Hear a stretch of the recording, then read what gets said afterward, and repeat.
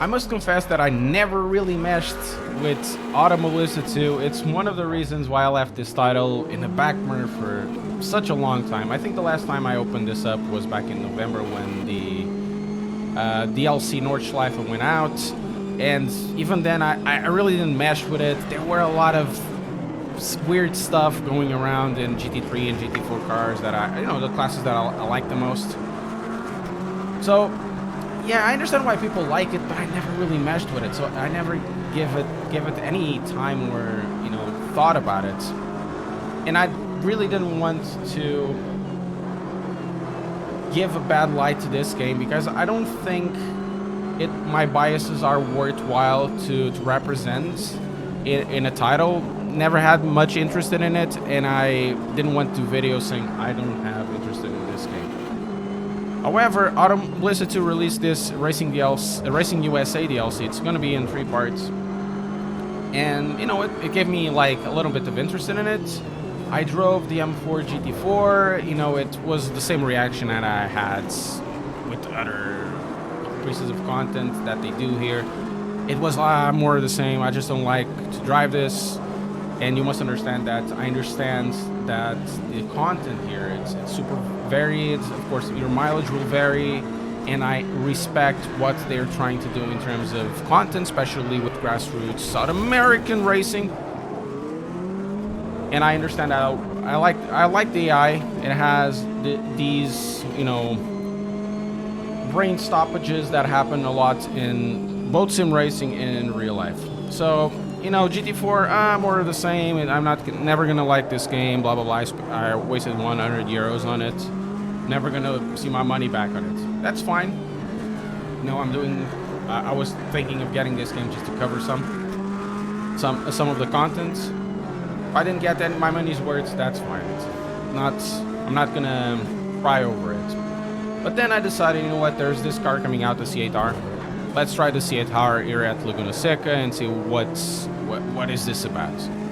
And my reaction was instant click, to the point that is comparable, the same instant click that I had when I tried the Lexus RCF GT3 in Competizione. For those who don't follow this channel, the RCF is essentially, at this moment, my favorite car in sim racing. Not sure if it's the best car. I'm just saying it's my favorite car in sim racing at the moment. It has so much that I love in it. I just love driving it. Let's do a dive bomb here. And this car was similar to that. So this car, it was an instant. Some of my favorite sim racing cars ever.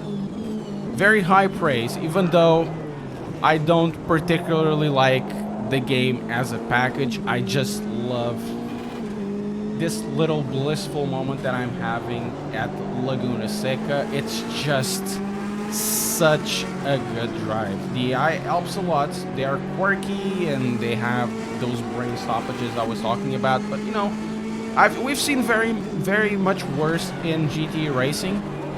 So I can't blame that, and it's not a bug, it's a feature. It's a feature of racing drivers to have those brain stoppages. And if you add that to the immersion level, I think it's almost incomparable to anything else out there. The immersion level that you have in this game, especially with the weather changes, they're so seamless. They work so well with everything in the game. Oh my God! I was tapped. Thank you very much. Those brain stoppages. Being overtaken. So the immersion level is so seamless in terms of how the track evolves, how the weather comes, the programmed weather, or even now with the real weather. So it takes just the weather prognostics, the weather forecast, and brings it into changing weather. I'm not doing that because we're not doing a big enough of a race. It just works so well. In Madness Engine, we have to admit, I think it's years ahead of the competition in that regard. The weather system works really, really well. Live track works really, really well with the system, with this live track system. It will give you like dynamic changing, dry, wet, grippy, greasy lines that will evolve as the race evolves, depending on where the cars are. So that's something, the weather integration with the way that live track works. I think we have here, even with Automobilista 2, of course, because it's using the same engine. We have in these types of features, we have features that are like years ahead of the competition, and works. It's so immersive in terms of everything. It works really well with the AI, the weather, and also, for me, super important, the graphic colors, the colors that are represented. We had vibrant reds and yellows because we were, driving at 6 or 7 o'clock in the afternoon. But because now it's having some rain here, we now are seeing those colors change to grays and dark blues because the weather is being covered. And this happens so seamless. It's such a blissful experience, and I understand why people drive this in the way they drive, like going to Nordschleife, having like weather and 24-hour changes and like random weather changes, because there's nothing in sim racing that I think gets to the same level. The closest is at the moment in Assetto Corsa with Sol, but Sol is hit or miss with custom shaders patch. It's good, but it doesn't have all of the features that this have. I really wish that other sim racing titles had similar to this, added the same type of AI, so we could have like more variety and choices of content as well. Hopefully with the Assetto Corsa 2, if whenever it comes out, it will have some of this, and it will not be masked under track that is evolving in always the same way no matter what. Hopefully in the future, studios pick up these cues and evolve their sim racing titles to have something closer to this.